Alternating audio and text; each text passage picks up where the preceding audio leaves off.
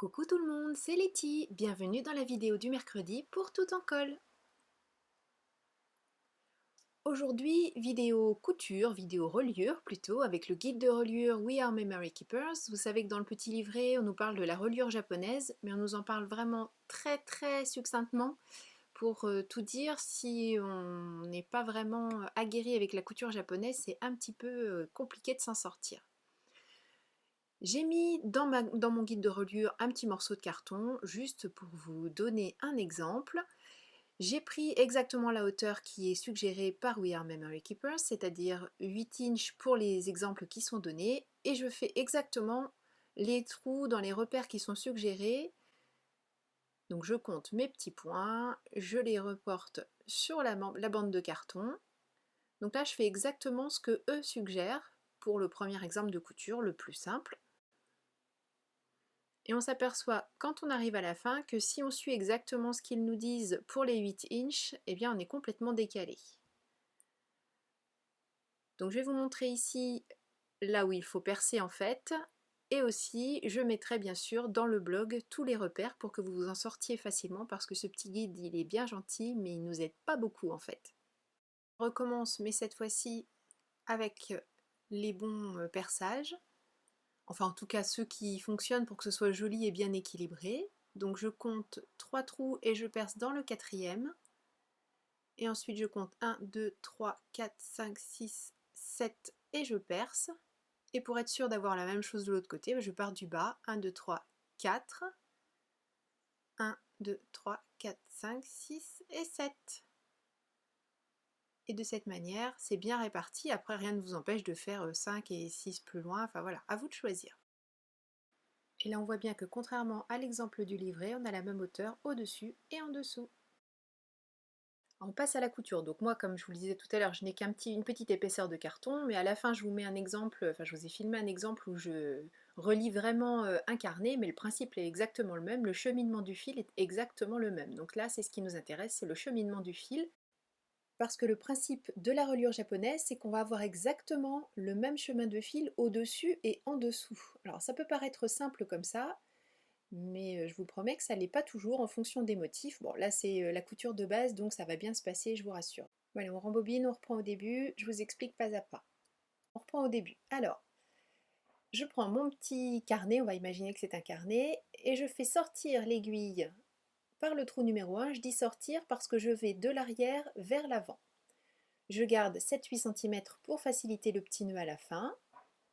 Je passe sur la droite et je sors à nouveau par le trou numéro 1. Alors je les ai numérotés ces petits trous tout simplement parce que dans le pas à pas que je vous mets sur le blog, ils ont chacun leur petit numéro pour qu'on s'y retrouve. Je passe sur le devant et je sors à nouveau par le trou numéro 1. Ensuite j'entre par le 2, donc quand je dis entrer c'est du dessus vers le dessous et sortir c'est l'inverse. Je passe sur le devant, j'entre à nouveau par le numéro 2. Je sors par le 3.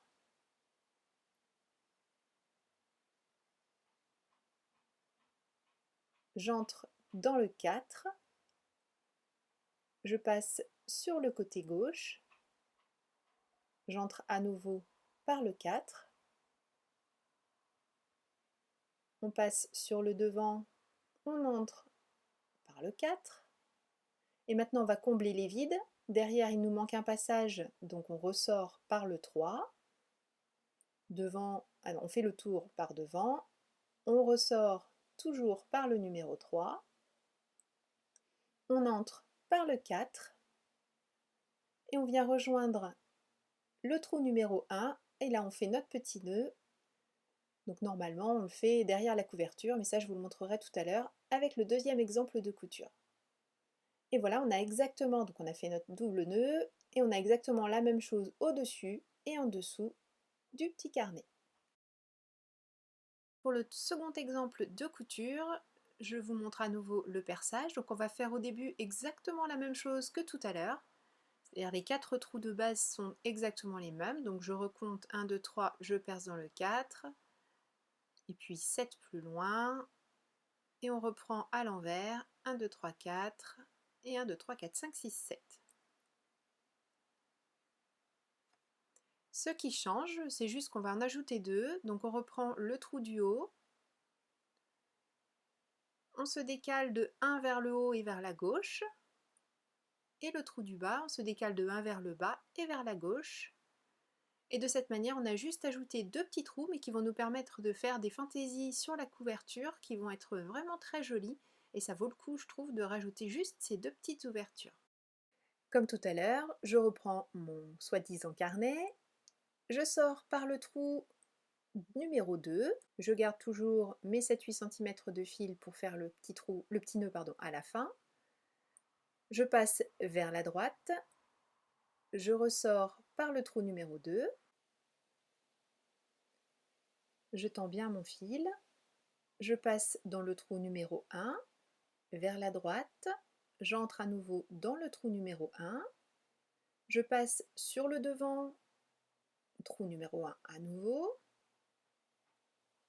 donc sur le devant, voilà. Je ressors par le trou numéro 2, je passe sur le devant, je sors à nouveau par le 2,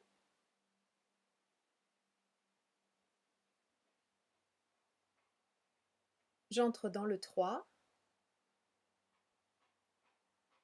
je passe sur le devant, à nouveau numéro 3. De toute façon, vous allez voir, à force de le faire, vous allez exactement comprendre le principe. Je sors par le 4. Comme tout à l'heure, je file au numéro 5. Je passe sur la gauche, j'entre à nouveau dans le 5. Je sors par le 6. Je passe sur le devant, j'aurais pu passer sur la gauche, mais bon, je passe sur le devant, je sors à nouveau par le 6, puis maintenant sur la gauche, à nouveau je sors par le 6, je retourne dans le 5, je passe devant, je pique encore dans le trou numéro 5, et là comme tout à l'heure, on va combler les trous, donc je ressors ici, je passe sur le devant, je ressors, je pique dans le 3, et comme tout à l'heure, je rejoins le petit fil qu'on avait laissé au début sous le trou numéro 1 et je finis ma couture. On a quelque chose de sensiblement ressemblant à ce que l'on avait avant, mais quand même avec des motifs plus intéressants sur les côtés. Donc on a commencé à compliquer un petit peu les choses. Pour vous montrer quand même ce que ça donne sur un vrai carnet, très vite j'ai réalisé deux couvertures avec de la toile de reliure et un beau papier quand même, parce que c'est pas parce que je le fais très vite que je veux pas que ce soit joli. Je fais en sorte de faire une couverture articulée, c'est-à-dire que je mets deux morceaux de carton, je laisse un espace, je colle ma toile de reliure, enfin je fais comme d'habitude, hein, j'habille le tout, l'essentiel étant de garder à l'esprit qu'en fait on met deux morceaux de carton et qu'on va avoir une articulation entre le plus petit et le plus grand. Alors moi le plus petit je l'ai fait un peu grand, je l'ai fait un peu large, mais je vous montrerai ça à la fin. Ne le faites pas forcément aussi large, même si c'est très joli, mais c'est pas forcément ce qu'il y a de mieux en économie de papier, mais je vous explique ça tout à l'heure.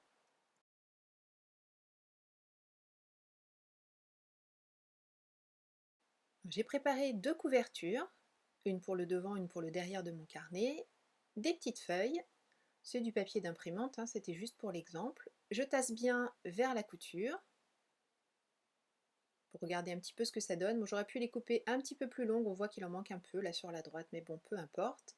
Et je refais les mêmes petits trous que ceux qu'on a fait tout à l'heure, donc je ne vous remontre pas, c'est exactement la même chose que tout à l'heure. Ce que je vous montre par contre, c'est que là vous voyez, j'ai une de mes couvertures, on voit l'intérieur, donc je fais les trous tels que je vous les ai montrés tout à l'heure. Et pour la seconde couverture, par contre, on va mettre face extérieure visible, tout simplement pour que, après, une fois l'une sur l'autre, on ait les trous exactement au même endroit et qu'on n'ait pas de surprise de décalage. Ça semble tout bête, mais il faut quand même y penser. Et bien sûr, je fais les mêmes petits trous dans toutes mes feuilles. Mon carnet est prêt à être relié, je tasse bien pour que tous les trous correspondent, et je commence comme tout à l'heure par le trou numéro 2. Par contre, pas tout de suite avec la couverture du dessous, tout simplement pour pouvoir cacher le fil au début.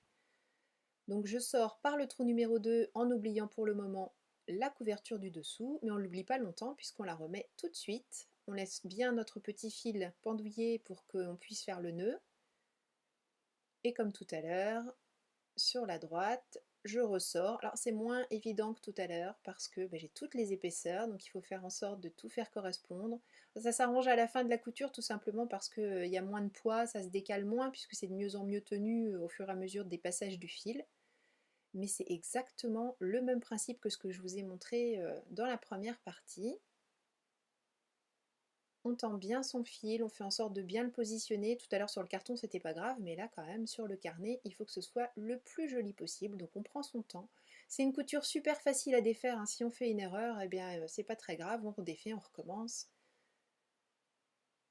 Là je passe dans le trou numéro 1, de la même manière que pour la couture sur mon petit carton, je tends bien. Là on voit que les feuilles ont tendance à tomber.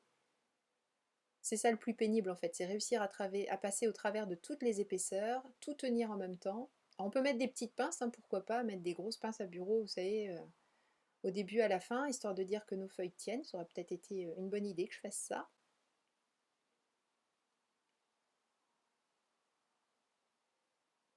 Voilà, j'ajuste pour que ce soit quand même joli, puisque c'est le but, c'est que ces coutures, elles sont tellement jolies que ce serait dommage de mal les exécuter.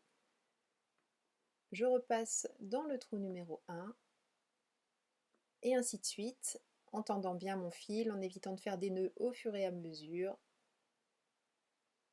Et on va jusqu'à la fin, puisque le reste, vous l'avez vu tout à l'heure dans la démo avec le carton.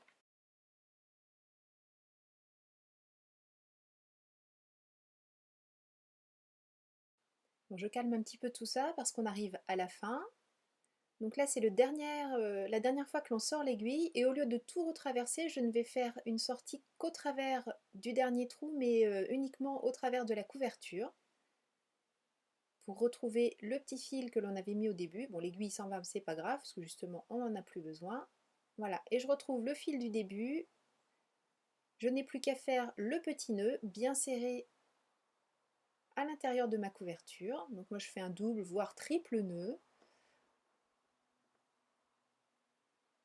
On coupe les petits morceaux, oui triple nœud je confirme, oui. On coupe les petits morceaux qui dépassent. Hop, et tout reste caché à l'intérieur, donc on a une très jolie couture, aussi jolie au-dessus qu'au-dessous, et en plus on ne voit pas de fil qui dépasse, on ne peut pas dire où on a commencé, où on a fini, c'est vraiment magnifique. Alors dans la série, faites ce que je dis, mais faites pas ce que je fais. Moi, je suis restée sur la même largeur de petit carton, vous savez, la partie fixe en fait sur laquelle on fait la couture. J'ai gardé la même chose que dans la démo du début, je sais pas pourquoi je suis restée fixée là-dessus. Ce qui fait qu'elle est un petit peu large, donc on n'a pas vraiment une aisance d'ouverture. Voilà, ça aurait été bien de le faire juste de cette largeur-là, donc à peu près la moitié de ce que j'ai choisi pour la démo. Bon, c'est pas très très grave, juste je perds un petit peu en surface d'écriture, mais le principe de la couture, vous l'avez compris. Donc dans le blog, vous retrouverez le pas à pas en mots cette fois-ci, la longueur de fil dont j'ai eu besoin pour faire ce type de reliure, enfin cette couture sur cette hauteur de carnet. Donc à vos coutures, à vos guides de reliure, c'est à votre tour de jouer. Merci beaucoup d'avoir suivi cette vidéo, je vous donne rendez-vous dès la semaine prochaine pour une nouvelle vidéo pour tout en colle, et surtout d'ici là prenez bien soin de vous, créez et partagez. Gros bisous, bye bye.